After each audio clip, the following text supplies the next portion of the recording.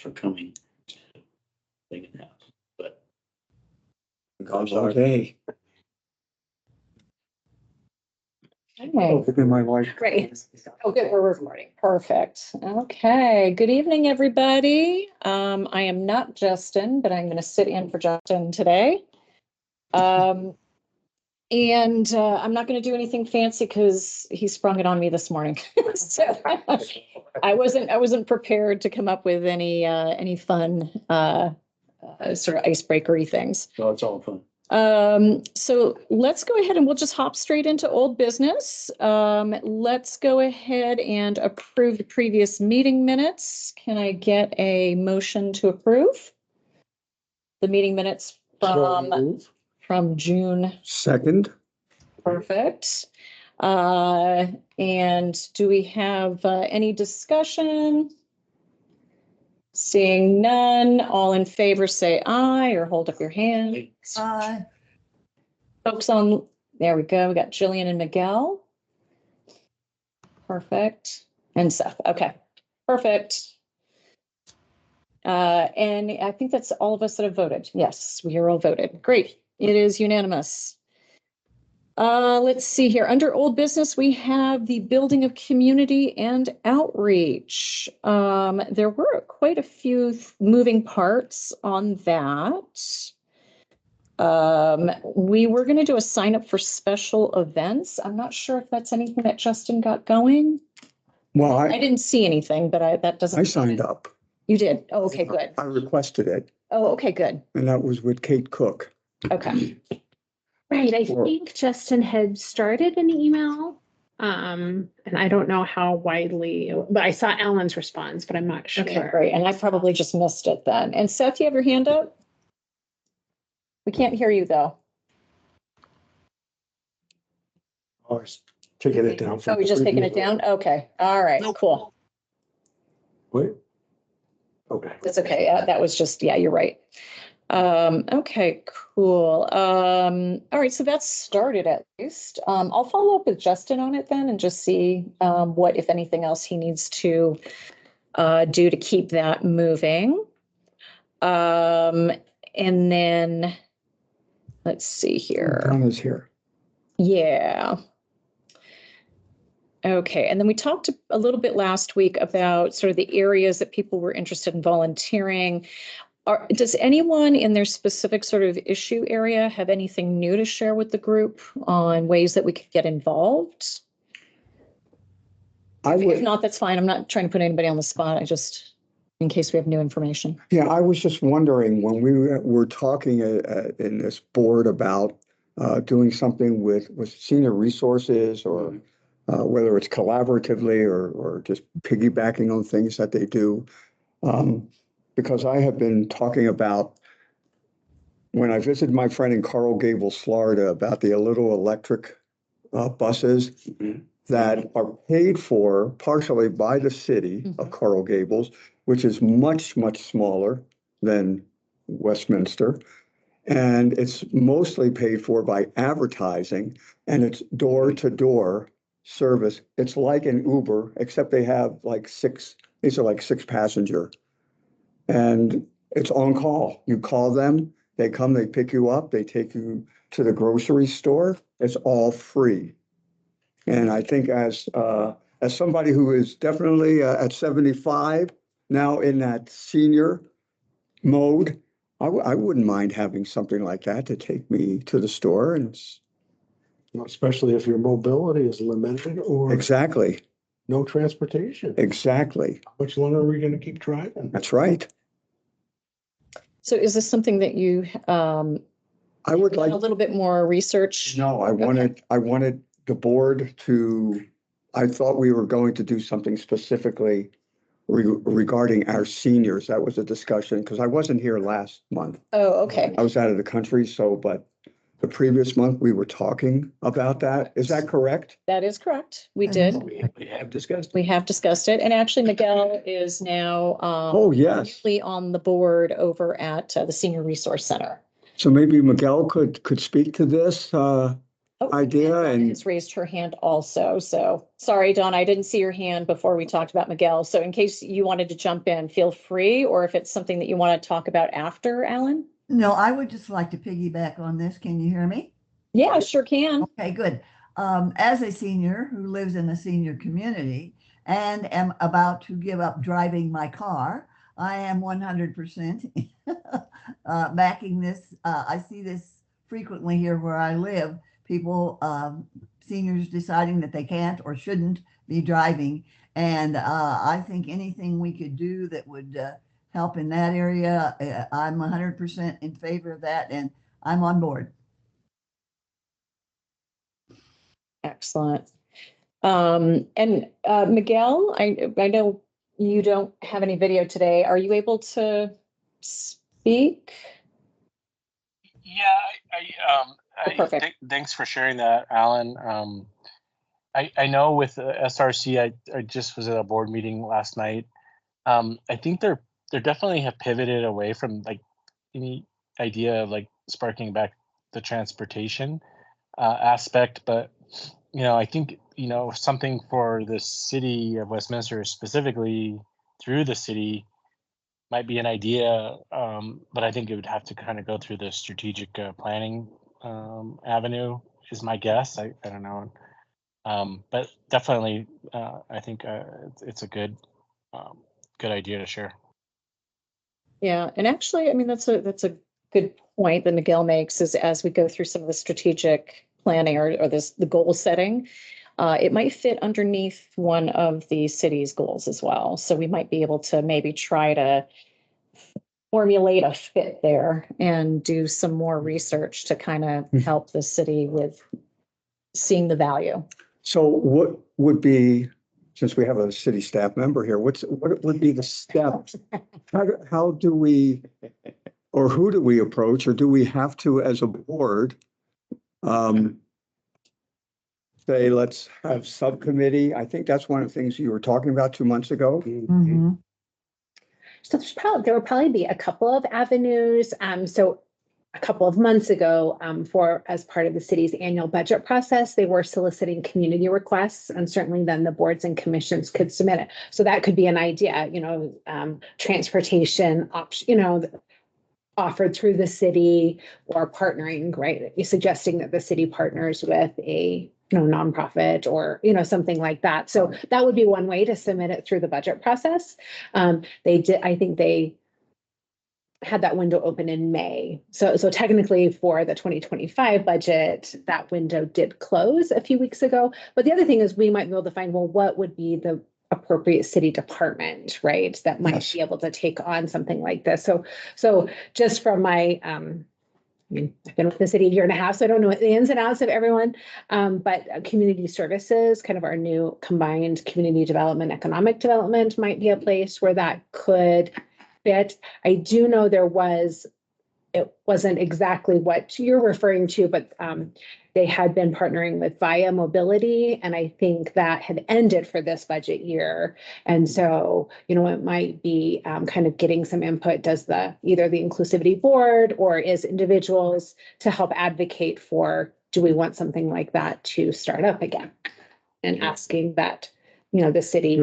Does the transportation division, guys who do the roads and stuff, ever get involved in these kind of issues? Not the streets or per se, the planning. So as part of community services, there is a transportation and mobility planner.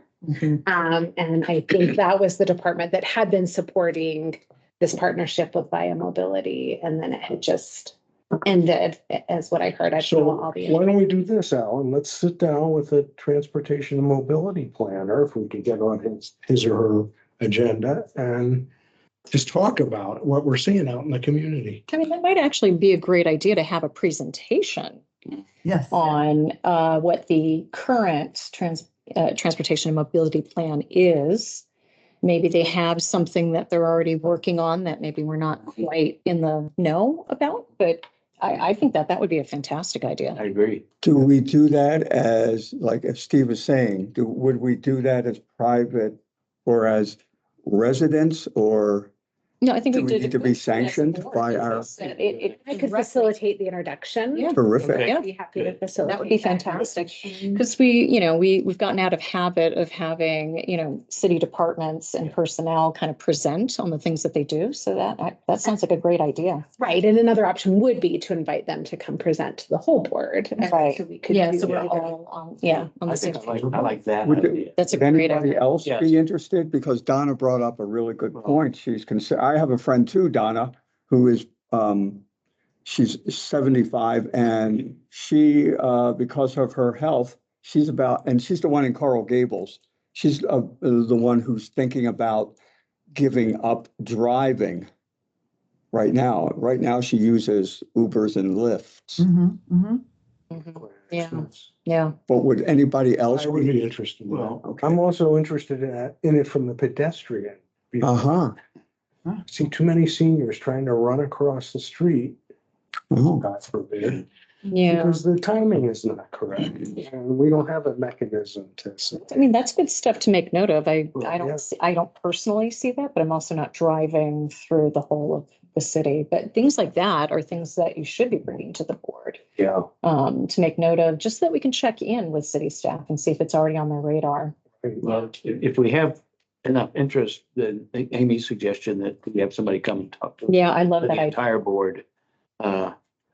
And then if somebody wants to grab it and run. we can Yeah. do that. I think that's a great idea. Let's see what they have to say first, and then we can see where the gaps are and see what we can do to help.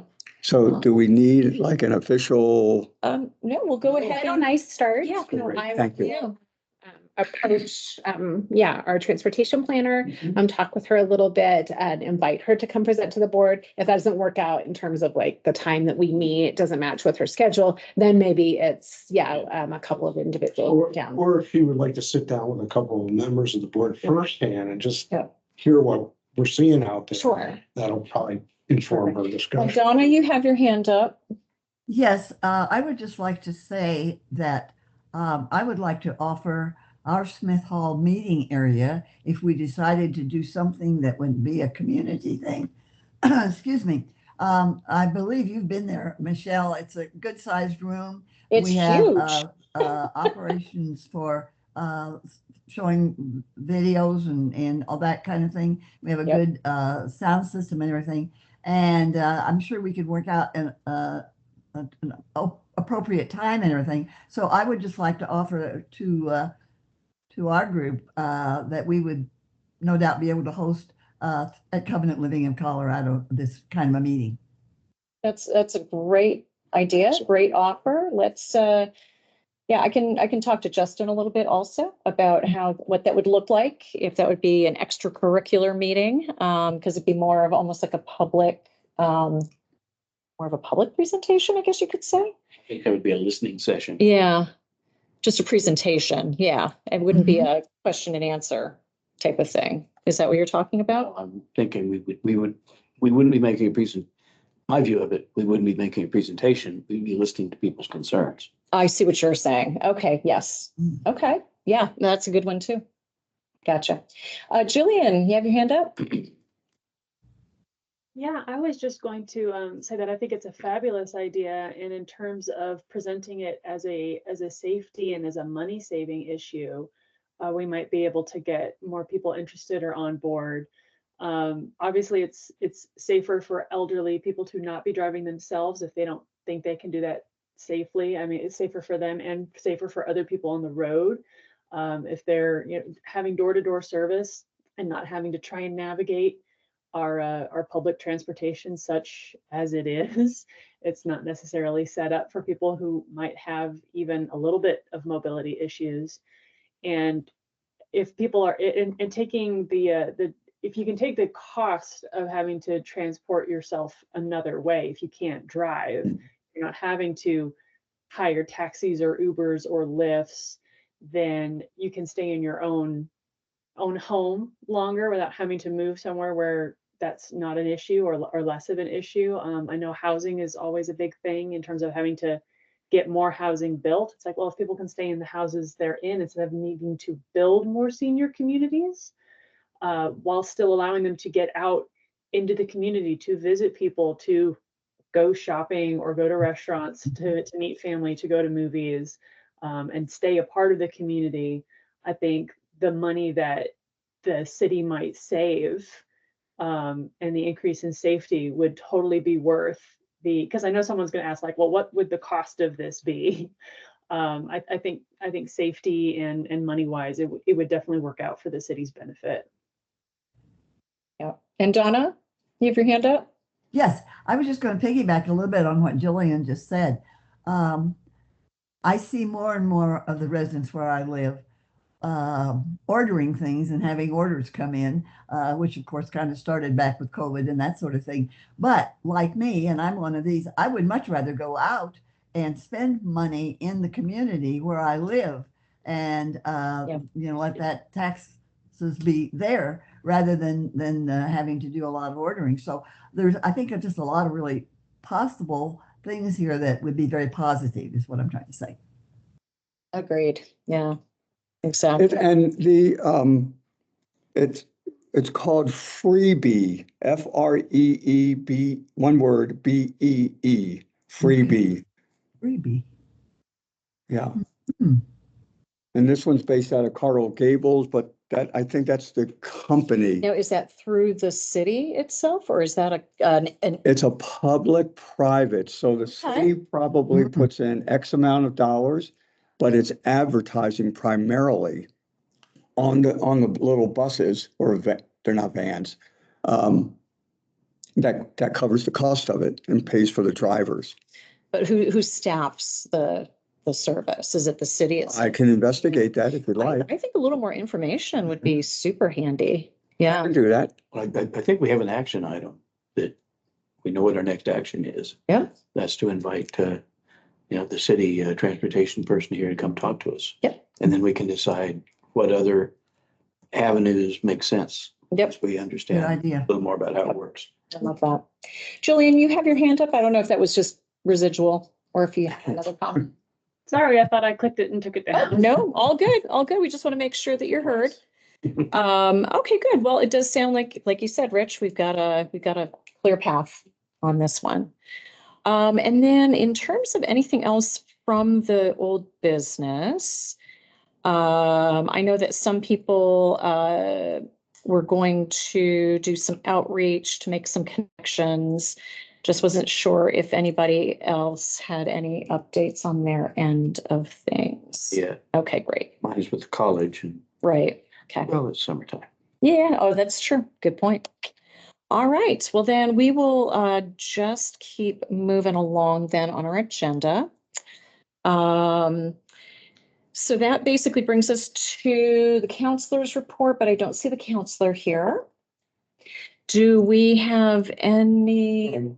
So before Yeah. we jump off Oh, yeah. old business, do we want to talk a little bit about varied locations? Donna raised it up, Yeah. possibility. I don't know if we really came to terms with what that would look like. Part of the issue would be if we do have meeting locations without some sort of virtual component, it's going to necessarily exclude some folks that can't make it in person. So we need a So we do need, yeah. So I don't think that has been worked out just yet.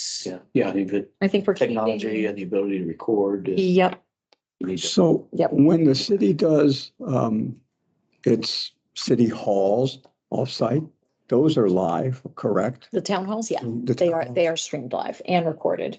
Right, the city communications department does those and kind of, geared toward that large group. We have talked about a couple of our other boards occasionally vary. I know the Parks Rec and Library Advisory Board, tries to get to all of the Parks Rec and Library locations, but it does make for those, particularly those attending virtually, it does make the technology, like I could still hook up and have the Teams link, but you all might not be able to see who's, on the screen. Mhm. So we're working on it. Okay. City Hall has the best technology right now. So not saying it's impossible, just makes it much trickier. Yeah. How about the libraries themselves? The libraries we could probably work because we have a mobile 360-degree camera, like an owl that we could set up, and that simulates similar to what it does here. Oh, cool. So we could I could offer up the library. All right. Yeah. So, Okay. yeah, a couple of neighborhoods. Sounds good. So anyway, I'll just make sure that Justin knows that you were interested in pursuing that a little further. Okay. Okay. All right, so we do not have a city council report. I know that prior to everybody coming on, we were talking about how the dog park has basically consumed all of the time on the schedule. I don't know if there's been anything else noteworthy coming out of city council that we should share with the group. I have to be honest, I've missed the last city council meetings from the past month, so.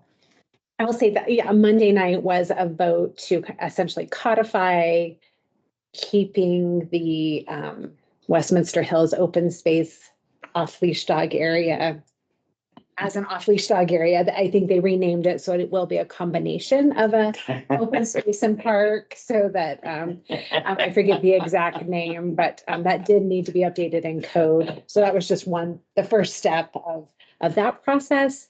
Otherwise, the city is in the middle of our annual budget planning. So at the end of August, we'll have a draft, but that's a lot of what the city departments are working on. I know that, not this last one, but the meeting prior, one item was tabled, the change in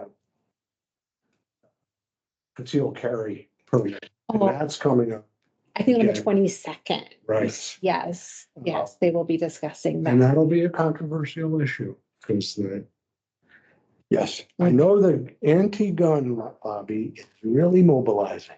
It's kind of hot about this. I mean, too bad we don't have Counselor Demott here. But Just one- why he introduced that.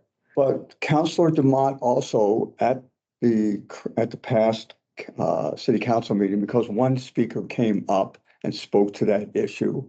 And he invited him and reminded the community that he has on July 18th, I hope I got this right, from 6 to 8 p.m., his policy and Pilsners. I've attended quite a few of them, not in the last couple months. I've been busy.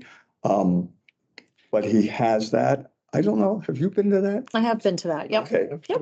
So he almost always has it at Cocopelli. Cocopelli. Yeah, and it is actually, I do have to say, it is a good opportunity to get time one-on-one Mhm. to talk to him if you're And so to hear- inclined. Different points of view. Mm-hmm. Yep. I So, still have it on Tuesdays. Is that a Thursday? I thought he changed it to Thursday. yeah, I had it as Tuesdays, but I Oh, I also wish you were checked here. in. Yeah. Well, you know what? We could actually make a point of it to ask, because there's some interest from board members. So, I'll figure out how we get that information to everybody. Okay. I don't know why I mean, in all fairness, he always invites us almost does. every single board Mhm. meeting to join him. So we should take him up on that. Okay, we're gonna be moving on to new business unless there's anything else from city council that we need to talk about that I am unaware of. Good, okay, we're good. So new business, we have on here just the easy task of 2024 goal setting. However, Rich brought up something new that he would Yeah. like to discuss with the board. I think yours is going to be faster than the 2024 goal setting. So let's go ahead and do yours It's first. also related to city council. Correct. Okay. It can at either place. All right. I've received a notice, I don't know who lives in my neighborhood or not, but I received a notice of a plan to turn the Zerger area into housing. And and it was, the city council took it up at the first time at their study session, the latest study session. Which is, I don't know that there are any hardened positions. It's just that, getting information about it. And the request is to rezone it as low density, which is the most exclusionary zoning possible. And I immediately had a reaction to that because the history of the exclusionary zoning tends to have an impact on minorities, which it may not at this point, or it may, I don't know. But it will definitely have an impact on lower income people. Right. We're friends with a young family who had to move all the way to Deer Trail. They were in Westminster. They just couldn't afford to live here anymore. So they had to move all the way to Deer Trail to afford a place to live. And I think you could generalize that. Now, and I want to say, I want to open this up for discussion. I'm not pushing it. I have a point of view, but I'm not pushing that point of view. I really want to open it up for discussion. Can I get a little more information? So Yeah. what is it currently zoned as? I don't know what the current zoning is. I mean, there's a school there. Okay, So it would be whatever that would be. yeah. And what is this called again? It's Zerger. How do you spell that? I was trying to get it. Well, that's the school that's there now. Oh, ZU or ZU? ZERGER. Huh. But let's see, what's the, That came up. It's a public school, right? yes, well, they've closed it some time ago. All my kids went there. It's virtually in my backyard. Yeah, it's Cardell Homes is the name of the developer. And they're looking at putting in 40 units there, single family units, which are pretty much like what surrounds it. It would seem logical that, well, that's what you'd want to do, but I'm not sure is that logical. I think if it's more inclusive and has various kinds of housing right there, that tends to work economically and socially better for people. So it's only single family housing? Yes, yes. Okay. And I ran into a similar problem Yeah. on 104th when Yeah.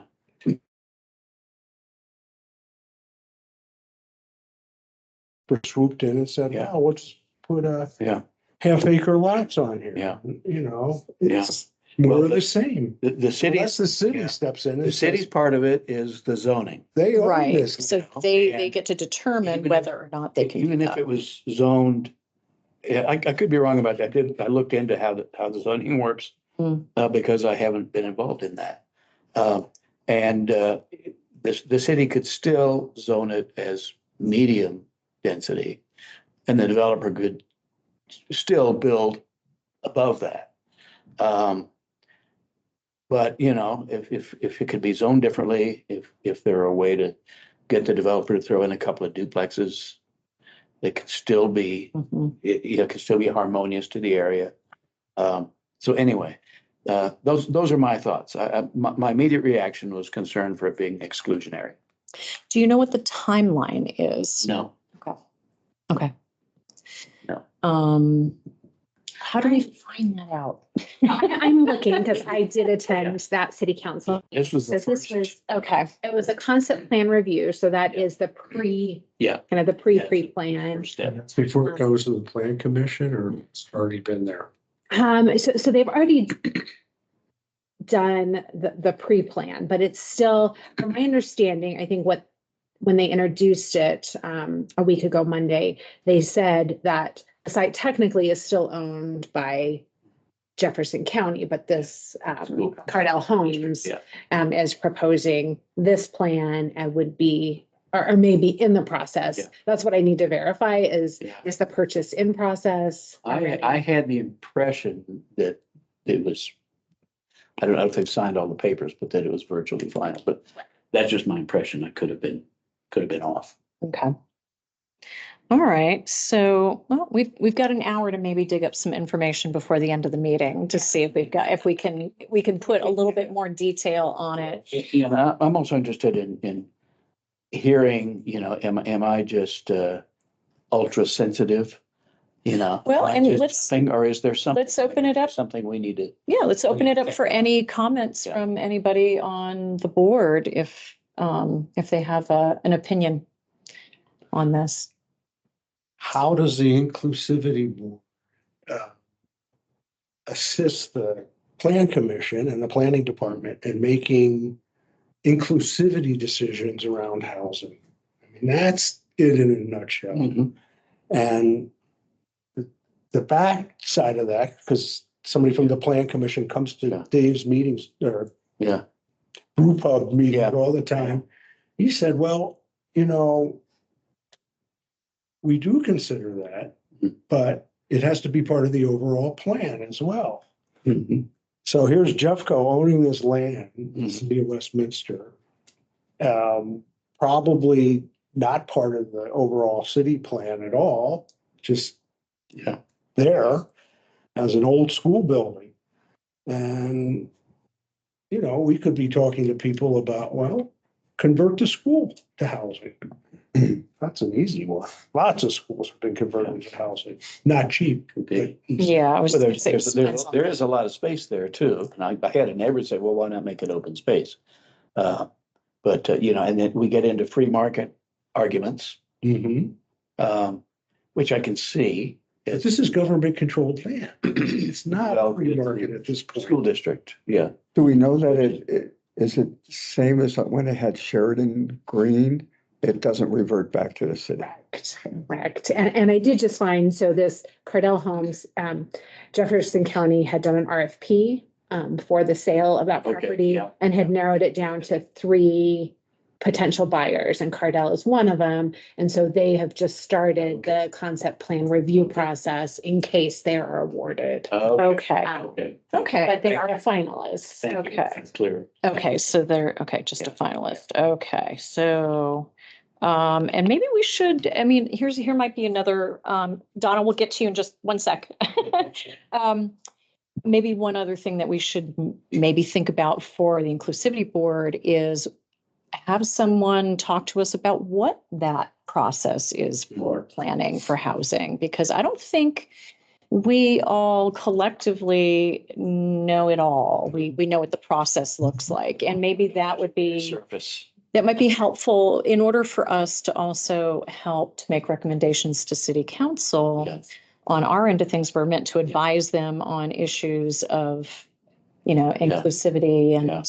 Well, I think the leadership has to come from the city council, correct. you know, recognizing But I think if we, where the decision is really made. yeah, But as you suggest, the recommendations will come from the planning commission. right, there are going to be different factions. So Donna, go ahead. I'm so sorry. That's okay. I think you're right on, Michelle, with what you just said.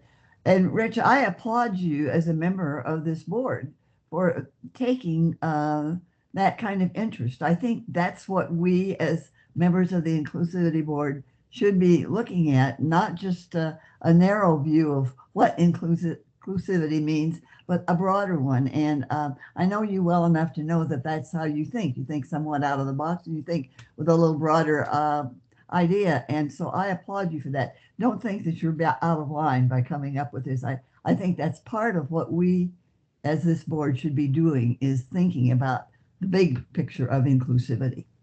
Yeah. Yep. Thank you. Thank you, guys. It's absolutely true. You know, how do we impact policies and practices? And to just Exactly. talk about, True. you know, what we think would be nice. And that is what we are tasked to do. Charge. Yeah, so that's, I think this is fantastic.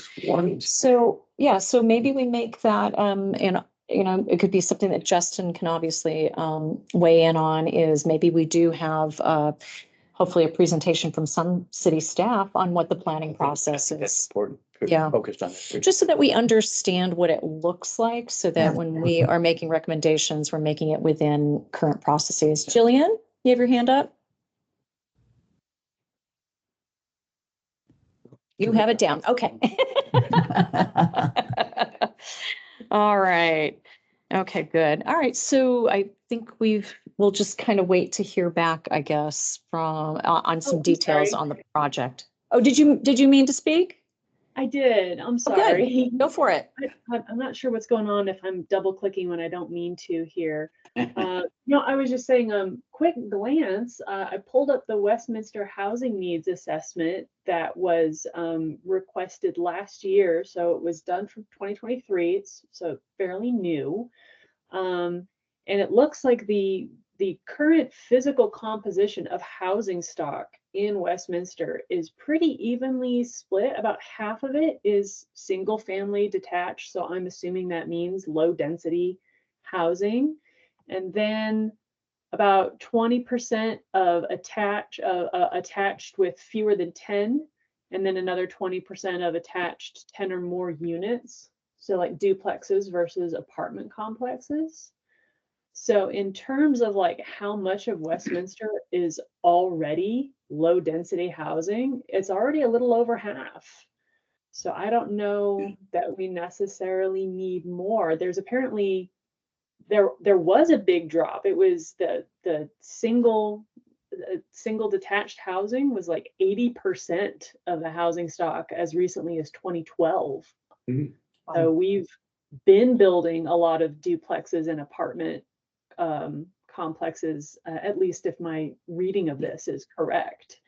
So I think it would be interesting to not necessarily go backwards, but a push for more single detached, for more low density. It's like, yeah, that would be great for those 40 families, but how many families could you house in that same area if we're looking at duplexes or apartment complexes? I think Or senior housing. Or senior Could housing, be. yeah, exactly. Yeah, attached unit doesn't necessarily mean it's open for anyone. It could, Yeah.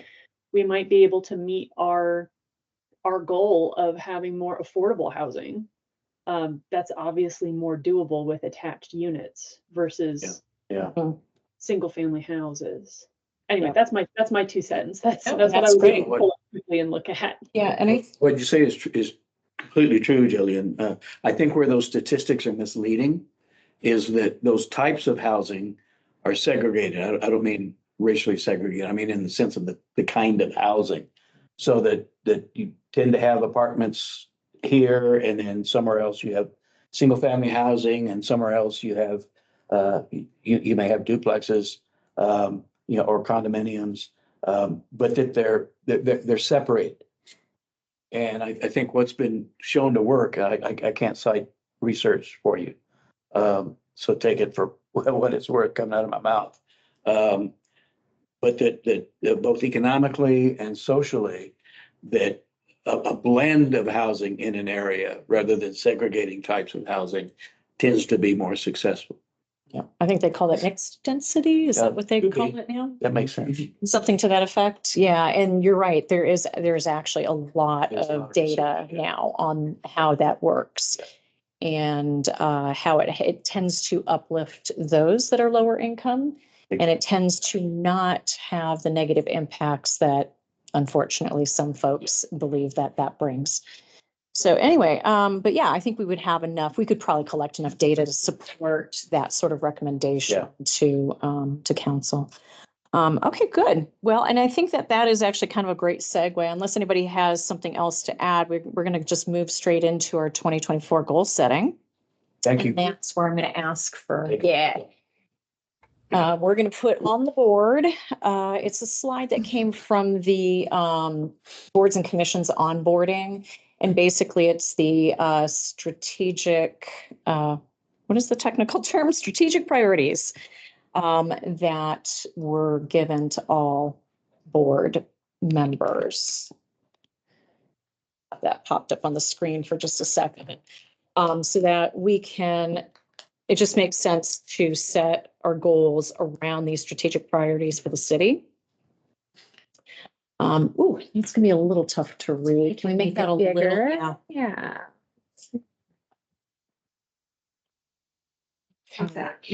Folks that are online, are you able to read that okay? Mhm. Okay. Oh, well, I'm hearing Donna say yes. 31. Okay, well, I'm getting, right.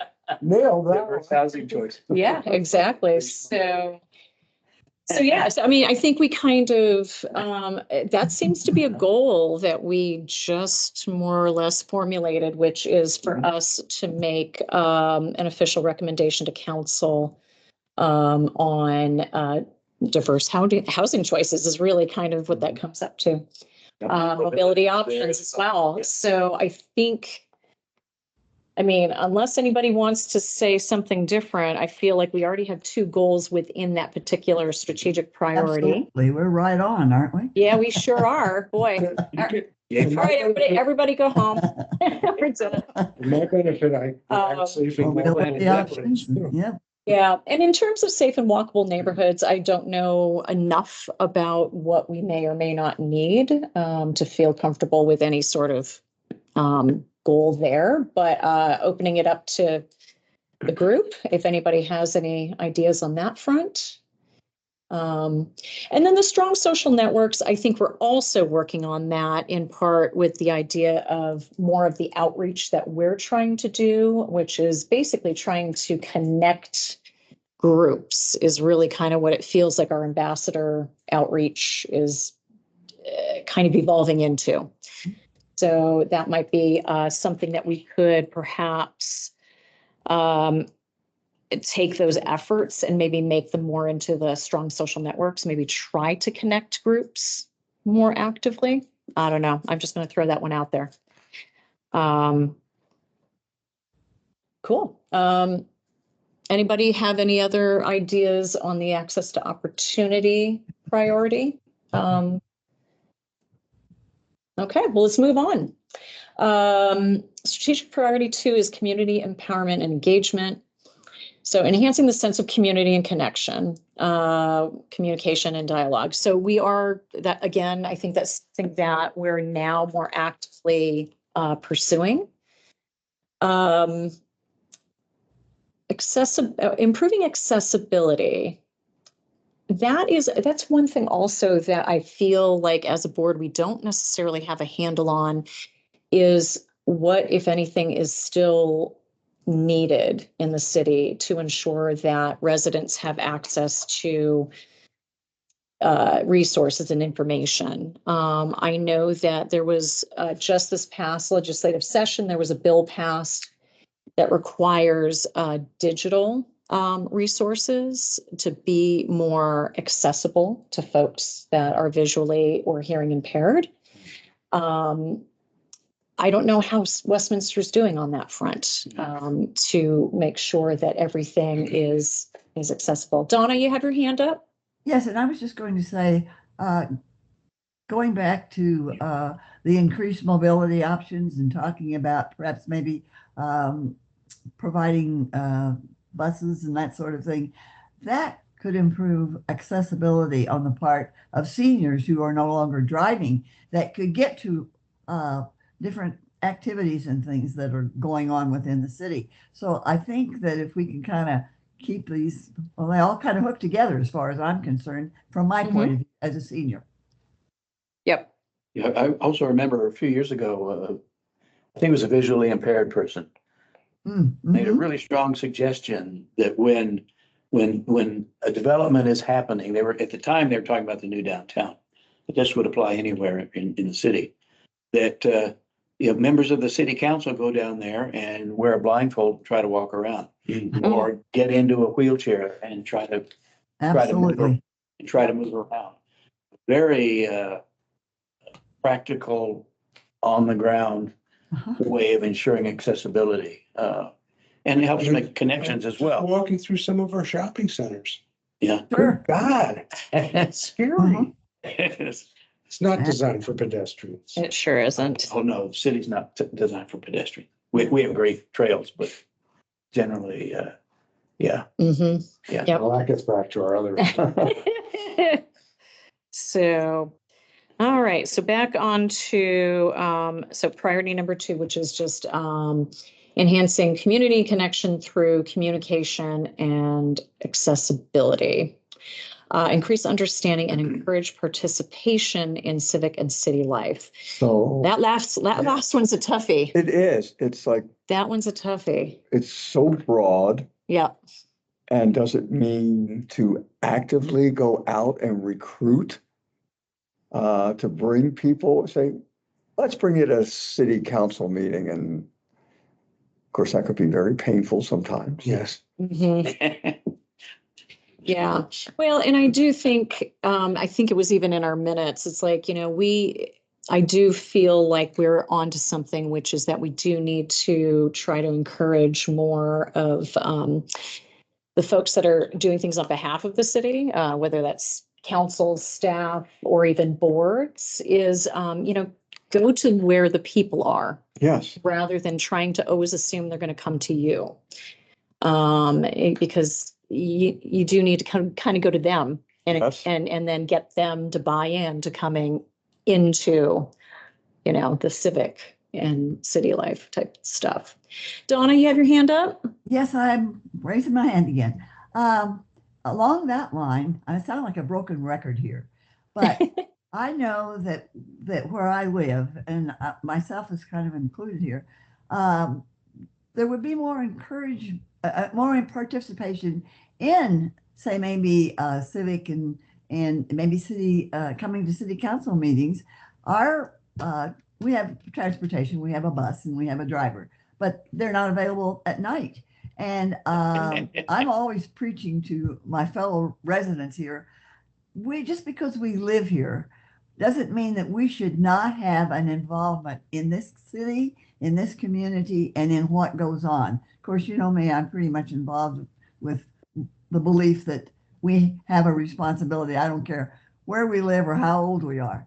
But right away, I'm thinking that also, if we had, again, some access to mobility buses or something like that, I think we've got residents here that would come maybe even to city council meetings or to other types of things in the evening sometimes or during the day that would do that if they had the way to do it. That's awesome. Yeah. That would be great because I know that council meetings are not well attended ever. Unless there's a dog park issue.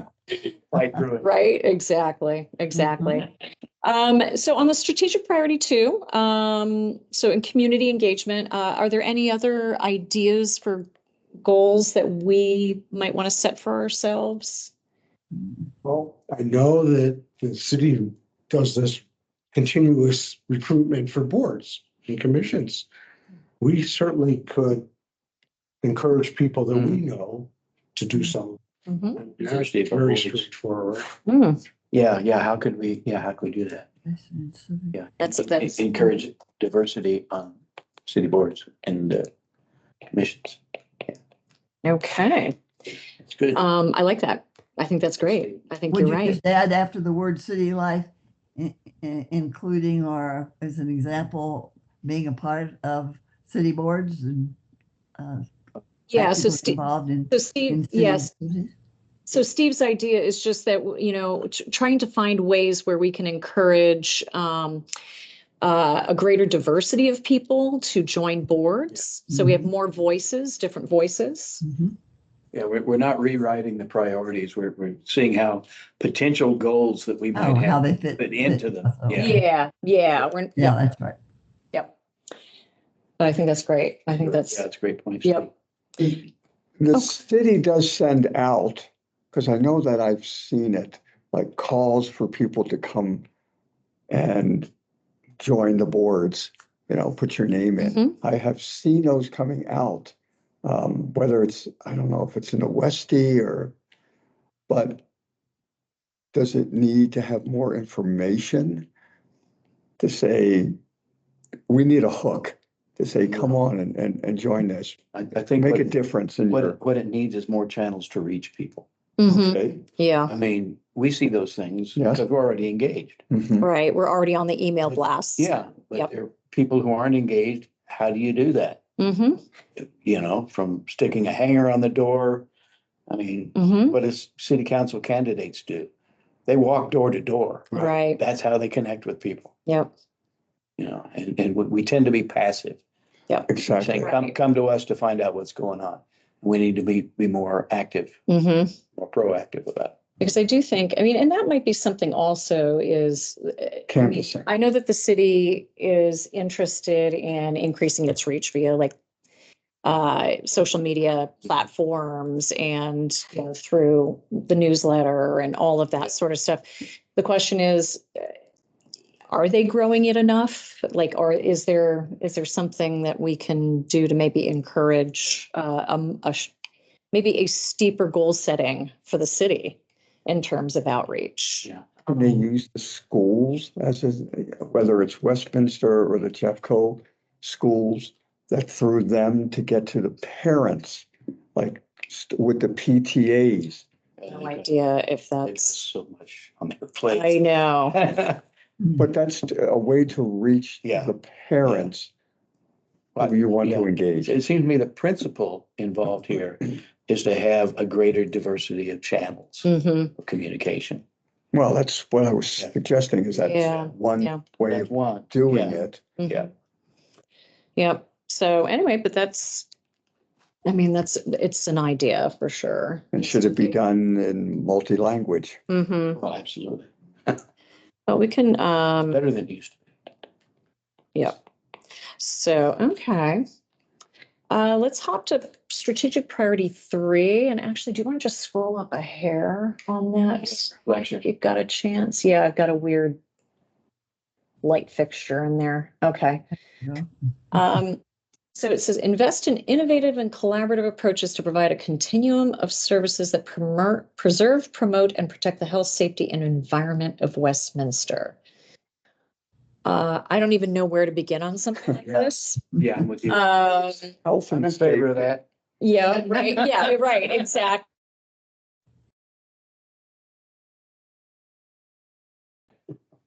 Yeah, and I really don't even have the foggiest how this would intersect necessarily with what we do. Well, So- in a sense, it does, if you think about,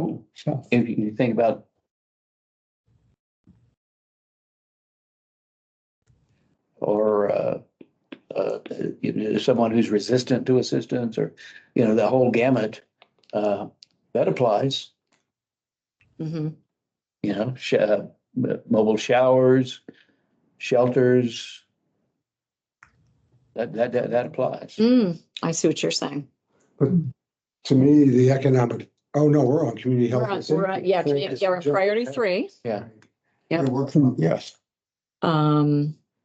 Continuum of services that preserve, promote, and protect the health, safety, and environment. Well, if you want to protect and preserve the health and safety, then you do want to do something with the unhoused Right, people, right. because they're not living a healthy, safe life. So, Trash is left behind. right. So what is it that we as a board could do on that? Because I know that we have tackled that multiple times. It feels like it's a little out of reach for us and more in the weeds at this point. Like, nope. Seth, you got your hand up? Yeah. So my thought was that I think something we could do is to point out that the program, and I'm blanking on the name, where we have people other than police officers that can be sent when somebody's in psychological crisis or something like that. Sort of the different having multiple different kinds of first responders and so on that are attuned to different issues is something that makes dealing with problems easier. So maybe just something we could do is to just say, hey, that program's working really well.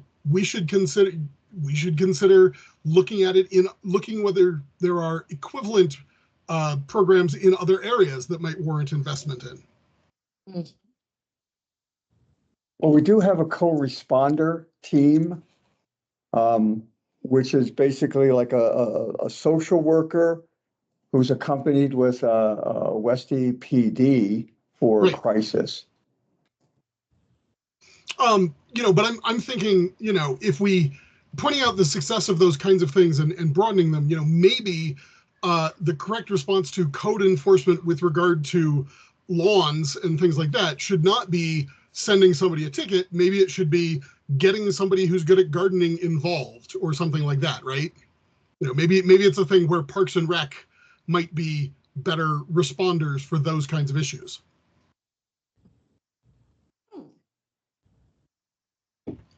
That's another FTE. City Right, has yeah, their own right, thing. yeah, exactly. I mean, I love the idea. I'm just not sure what that looks like, but I think that's something that maybe we can percolate for a while though, Seth. I think it's a great idea. Like if we can figure out some unique ideas to propose. Cool. Anybody else on this particular priority? Yeah, this is a tough one. Yeah. All right, let's move on to the economic vitality. Promote and support a resilient economy that attracts and retains a diversity of businesses, workers, and industries, expands living wage jobs, and diversifies the city's tax base. That would be more to have pot shops. You want to, Well, yeah, yeah. that's the tax base. Well, yeah, we don't have pot shots and we don't have tattoo parlors either. No? No, Wow. they haven't been in the city for actually ever. I don't think there's been a proposal to reintroduce them either that I'm aware of. And tattoos are obviously hot. Yeah. And I'm not sure what we do on this front, but I do feel like, I mean, Westminster is getting better, but it has been a city of big box stores, chain restaurants, widely known names versus independent, unique, diverse sorts of businesses. I'm not sure what we as a board can do to impact that, but I mean, and again, maybe this is something that maybe we have the economic development team come and talk to us a little bit about what their efforts look like, what they're seeing in terms of response, if there's anything that we can do to sort of help them, which I don't know if there is, but I mean, it'd just be good to know how we're approaching new businesses. Yeah. I think that's true. Yeah, we need to have more, we need to have a better understanding of what's the context here. What does diversity mean in this context? Mm-hmm. And Yeah. how can we support that? Mhm. It's the Mm-hmm. inclusivity board. Yep. Cool. Okay, so maybe we'll just put a pin in that one for the moment. Okay, so strategic priority 5, resilient infrastructure.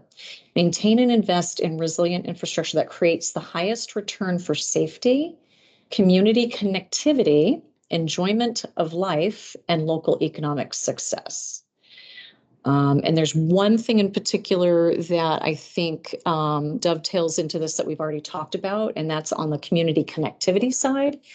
And to me, that's the actual technological connectivity side, because we do still have issues with cellular dead zones. We do not have necessarily affordable internet for folks that are lower income, things along those lines. So we do still have some unequal access. I wonder if that, I totally agree with that. And I wonder if that went into the thinking on this priority.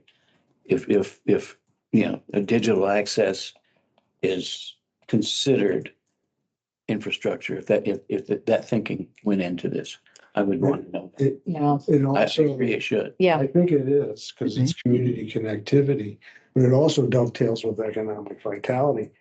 I hired a guy to do a walkway in my backyard. And in order for him to send a proposal, he had to go down to the library. He didn't have computer access. His kids probably knew how to work computers better than him.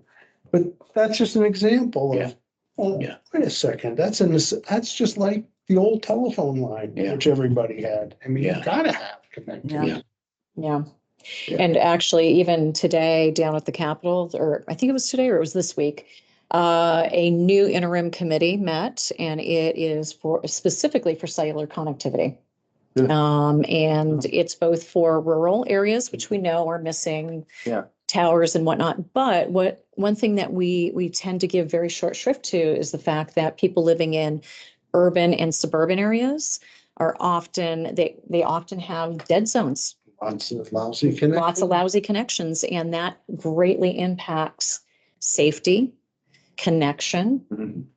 a lot of more impactful things than we even, I think, give credit to. Education. Yeah, exactly. I ran into a young lady, high school girl. I was going to the library. I don't remember what day it was, but they were just closing. Mm. And she didn't realize what their hours were. So basically, the hours that the library is open are when people are in school or at work. Mhm. And then they close, and the student didn't have access to the computers at the library. Oh. And I know it's an expense to keep the library open. Yep. But it applies here. Yep. And not only that, but the vendors, lost I it, so. believe, have to get a license or approval from the city to use the city's right of way for their telecommunications business. And There's a lot of work being done on the state level on that front. And we already have Fort Collins, Longmont, they've already done municipal broadband using existing rights of way. Mhm. So it's, why isn't that something Westminster explores? If it's because So maybe- Westminster hasn't opted out yet of a particular law that was passed back in, and I forget, pardon my memory, I just can't remember exactly when there was a law passed that allowed municipalities to opt out, which would allow them to do municipal broadband. So it's a passion of mine. I want to see municipal broadband here. And that's, I thought the city was Sorry, going to agree to. I didn't realize that's something that we can, that is we can something that advise we can the city actually council. ask city council to at least leave the road open to that possibility. And that's step number one. Without doing that, we can't even proceed down that road. Seth, you have your hand up? For a different subtopic, once we're done with digital divide. Oh, okay, great. Okay, perfect. I love that you're anticipating that. So anyway, but I can actually give more information to the board about the thing that the city needs to do in order to open themselves up to exploring municipal broadband. So that might be step number one. That might be goal number one, and then we can see what what we can do about encouraging them to do a study on what municipal broadband would look like in cost. But I thought the city They are. was. doing that because they? I remember at one of the city council meetings, the mayor had said there's an area when and she says, it drives me crazy.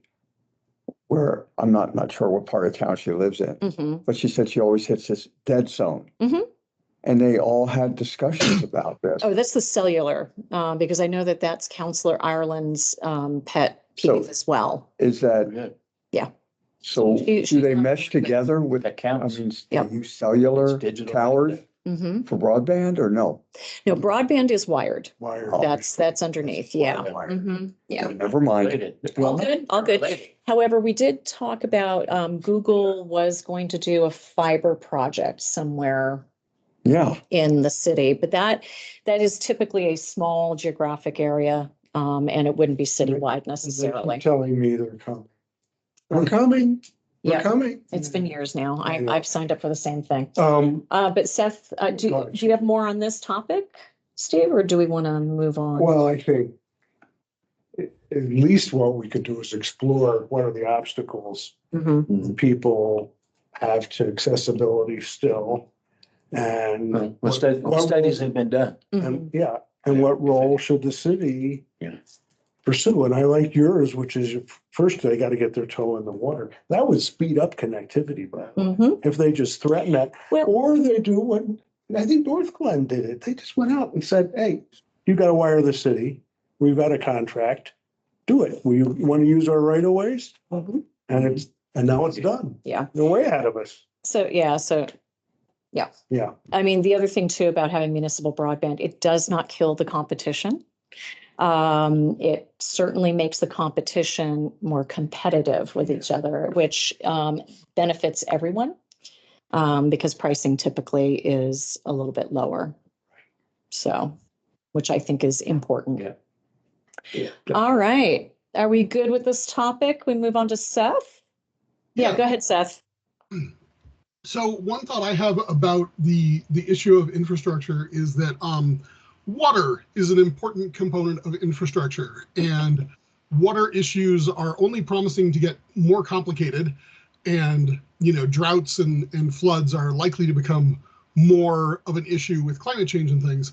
And so I think one thing we could suggest, and it would be great to get together with the environmental board, is maybe making some changes to code and to covenants that would allow and encourage more xeriscaping around the city. Because I know I live in an HOA, and we've got lots and lots of green grass and trees that get watered all the time. And if you even mention xeriscaping, the answer is we can't change anything. Like the covenant that it was built under, you can't, like if a tree falls down, we have to replace it. So that might be something that would be worth, starting to push on, is saying, hey, maybe we should, as a city, be more supportive of xeriscaping. Yep. And actually, There are programs, but. yep, there is a, so one thing that has always been a burr under my saddle is that we have these programs for turf removal. We have these programs that are like, the plants in a box. I forget what it's called. Garden in a box. You got it. We have, a variety of different programs. They all cost money except for a couple of them. Sure. Which immediately excludes some residents from being able to take advantage of these programs that would have net benefit to the entire community. That has been just, I hate it. I really do, because if somebody doesn't want lawn, they want to put in native plants that are more water wise, and not piss off their neighbors because they've got dry lawn because they can't afford to water it. I mean, there are a lot of people who are really painted into a corner. They can't do anything because they cannot afford even the cost of turf removal and replacement with something else. I would love to see the city do more in terms of having a grant program of some kind where they're able to assist and making some of those projects either no cost, preferably, or low cost, depending upon your economic situation. So again, I thought the city had a turf removal. You sure do, but you have to pay. It doesn't really, and it's for a it's 200 square feet minimum. Okay. Okay. To remove that, it's about $2 a square foot. And, it's not a huge amount of money, but it's still something for a lot of people who literally have no wiggle room in their budget. Okay. They can't do anything about it. Up before $400. Exactly. So, Little strip. Yes, somebody fine. Some of these lawns would be thousands and thousands. so it's like, it's essentially a copay to take advantage of that particular program. So, and then once you remove the turf, you have to replace it with something. That's right. So what do you put in there and how much does that cost and yada, yada. So I think that's a good goal. yeah, so for me, I would love to figure out a way that we can propose to council that this becomes a priority for them, is to help the people who want to save money on their water bills, but are in a position where they don't have the capital to do these projects that have a net benefit down the road. And that would be water utility taking it on, saying, hey, we got to have a scholarship program of some sort. Right, And exactly. Not only that, but outreach. Right. Yeah. But it has to be pretty significant. That's the thing. I mean, if it costs somebody money who doesn't have the money, they're just automatically excluded from any program. Right. Well, and it just occurred to me, there's another element to that, but I brought up about a new development. Mm-hmm. Why not as part of the zoning decision, require the development to be not just to have pipes, but to be water wise, to be xeriscape. This was another thing that was brought up at city council about the new downtown, or I don't know, maybe that's what we call it, about the park area. And when they showed the slide, it's very green. And if I were living there, I'd want a green space, because they were also talking about an area that is a temporary dog park Right? spot. Yeah, they did, yeah. So, but if the city wants to put in a green area and put in trees, if the city's planning that, does that fit in with, are we going counter to what the city is saying? Well, we want to put in more green, more trees. They haven't said what kind of trees. But it's possible to do both. Yeah. Yeah. You don't have to have acres of grass. It's not either or. It's possible to do both So, and do, come look at my yard. yeah, we do have laws that are relatively new, and actually, well, let's go to Donna first, and then I'm going to talk a little bit about what's been happening at the Capitol on that front for HOAs as well as for municipalities. So Donna, go ahead. Yes, I was just going to say, based on the conversation that we've just been having here, I think the city needs to set the example of what can be attractive, but doesn't have to be grass and all that sort of thing. And I'm hearkening back to a situation we had here where I live. We had a green grass area between two of our buildings. It needed to have some work done there. But our facilities manager, who loves grass and he loves trees and all this kind of stuff, I sit on our sustainability committee, and our committee recommended to him that we look at native things that don't take as much water and are still attractive and all those kind of things. And he came back to us every time and said, well, this is what everybody expects because this is what it looks like everywhere else in the city. So does the city council and do we as residents need to step up to the plate and say, look, it doesn't have to be that way, but we're going to have to educate people. I guess that's what I'm talking about. Yeah. That for it to be attractive and to be acceptable, it doesn't have to be green grass and green trees. Yeah. Correct. Well, it's not a dichotomy. I mean, it's not either or. It's possible to have a patch of green, which is nice for throwing a frisbee or whatever, because you don't want a cactus there when you're doing that. But you can do both, and it can be very attractive and useful to people. Well, the city's entrance is being xeriscape, has been. Yeah, I thought they were going to do a larger project. So they were a substantial grant to do then kind of this whole. I don't think they can hear you. Yeah. Oh, you're right. Not here. Okay. But yeah, to do not just that patch, but kind of the whole, is that the east lawn here? Kind of a really large swath that would be both an educational component. Yeah, of like, come see what's possible. So. Okay, so that's still in the works. That's still in the works. That's a different- Probably about the next couple of years. Yeah, because